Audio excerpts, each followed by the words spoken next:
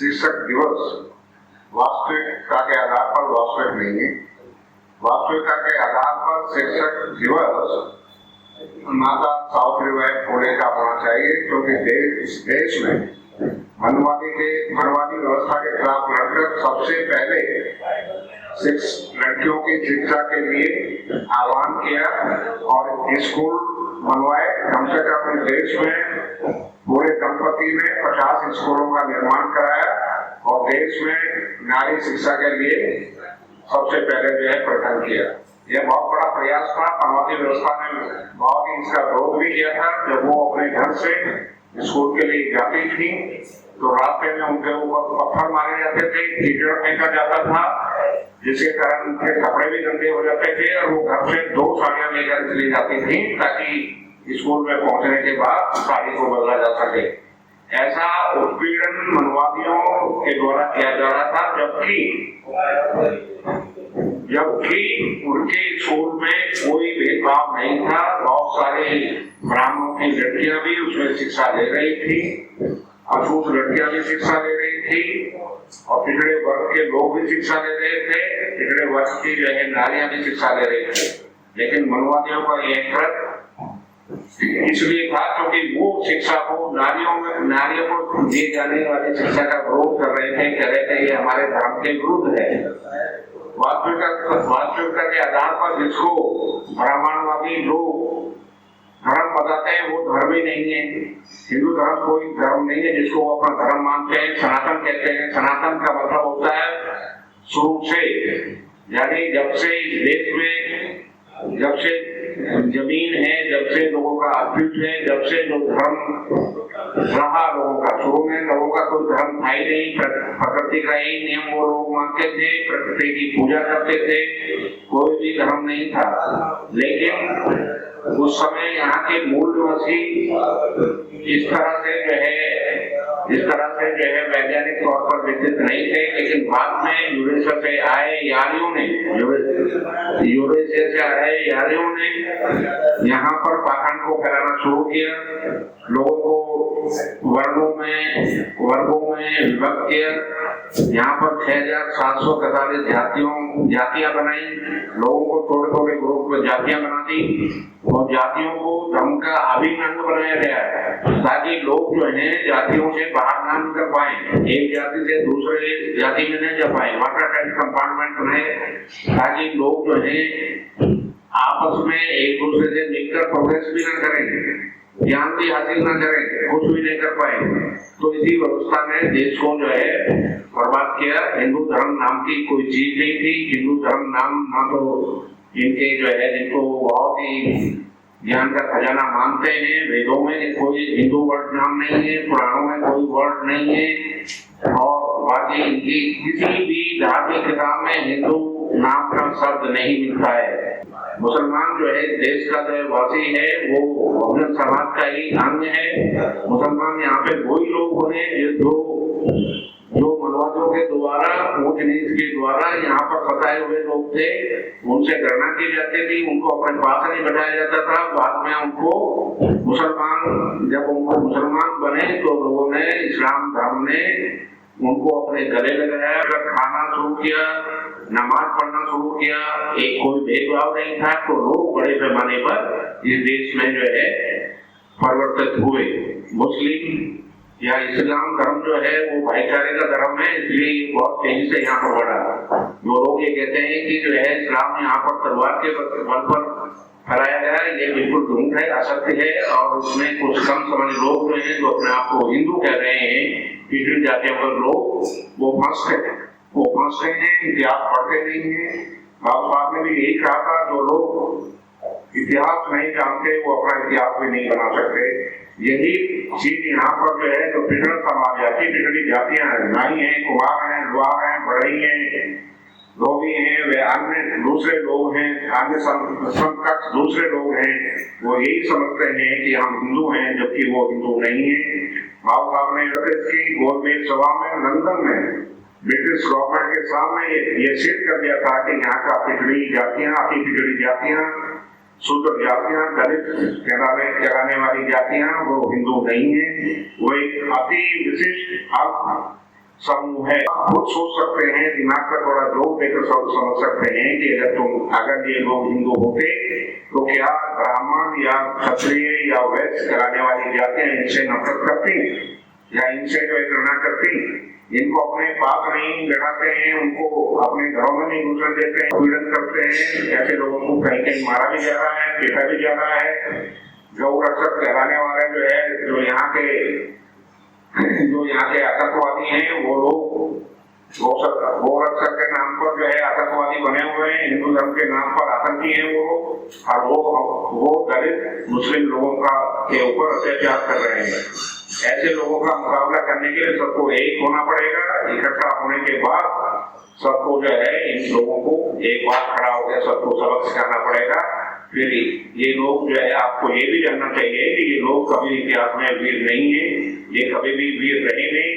यह देश जो है विदेशियों का बहुत लंबे समय तक गुलाम रहा। अगर ये लोग जो है वीर होते, साहसी होते, तो ये देश जो इतने लंबे समय तक गुलाम नहीं रहता है। जो लोग आप कह रहे हैं कि हम महान हैं, वो उनकी महानता गुलाम रहने नहीं है, इसके अलावा कुछ भी नहीं है। अगर हम देखें 14वीं सदी के बाद से यूरोप में जो है पुनर्जागरण का दौर हुआ शुरू, उसमें जो है वहां पर बहुत बड़ी अच्छी वैज्ञानिक खोजें हुई, शिक्षा प्रचलित हुई। उससे पहले यूरोप भी बहुत ही अंधविश्वास में था।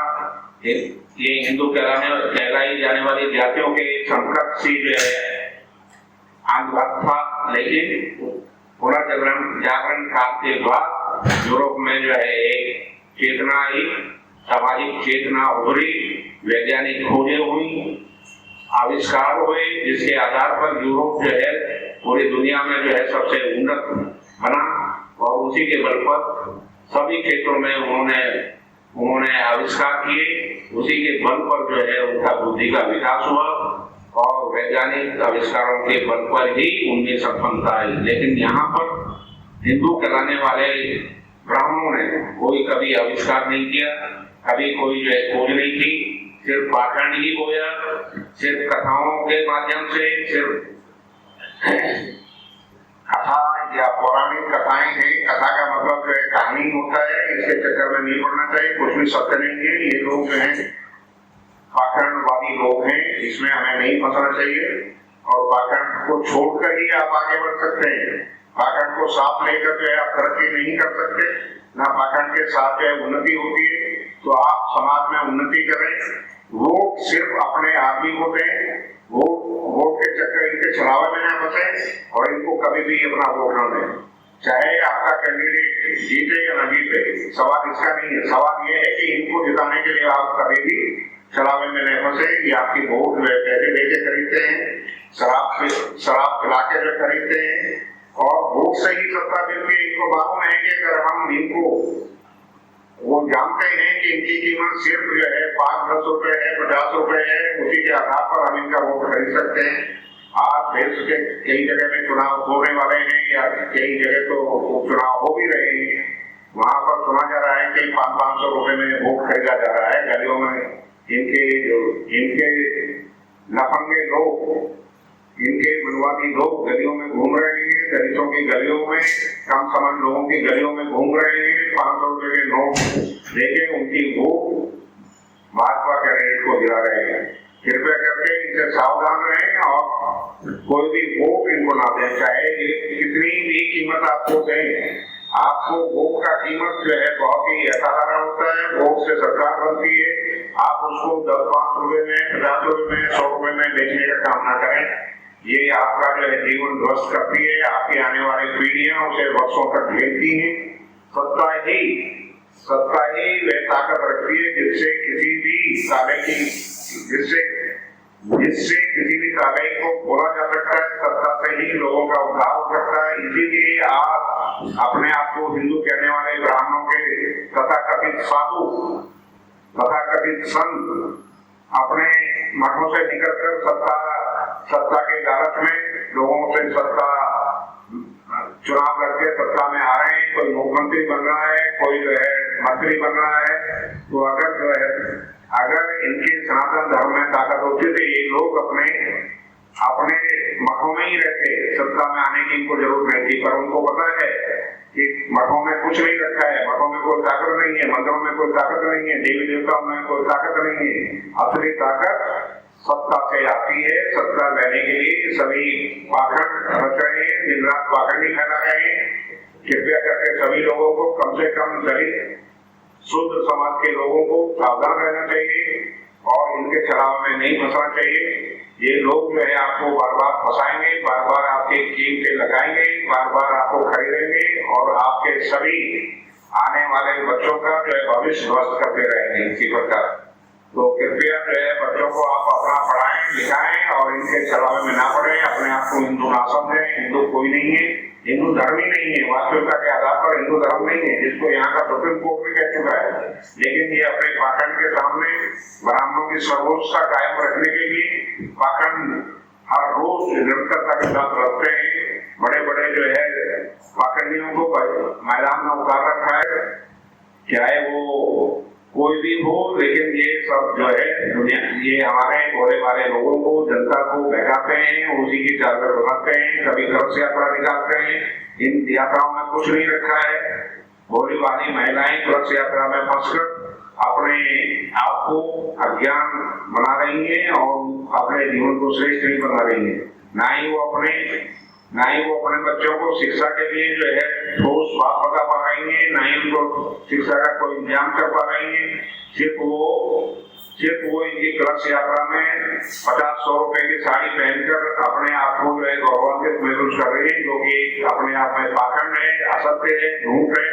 उन चीजों को छोड़ना चाहिए। सबको पढ़ाई में उत्कृष्टता हासिल करनी चाहिए और इस बात का प्रण करना चाहिए हमको कि हम किसी भी कीमत पर अपना वोट मनुवादियों के कहने से किसी भी पार्टी को नहीं देंगे। जो मनुवादी पार्टियां हैं, जो संघियों की पार्टियां हैं, उनको नहीं देंगे। हम अपना वोट सिर्फ और सिर्फ बहुजन समाज के ही अंगों वाली पार्टी को देंगे, चाहे वो कोई भी हो। बाबा साहब ने ये कहा था और ये बात बिल्कुल जो है सौगाने सही है कि शिक्षा वो शेरने का दूध है जो पिएगा और उधारेगा। लेकिन मनवादी सरकारों ने, खासतौर से वर्तमान संघीय सरकार ने आपको शिक्षा से वंचित करने के लिए नई शिक्षा नीति 2020 लाई है, जिसमें आपको शिक्षा से रोकने का मजबूती से इंतजाम किया गया है। कृपया सावधान रहें। ये शिक्षा नीति आपके आने वाले भविष्य के लिए, आपके बच्चों के भविष्य के लिए खतरनाक है। इसको ध्यान में रखें, सावधान रहें, बच्चों को शिक्षा से वंचित ना करें, चाहे कोई भी कीमत चुकानी पड़े।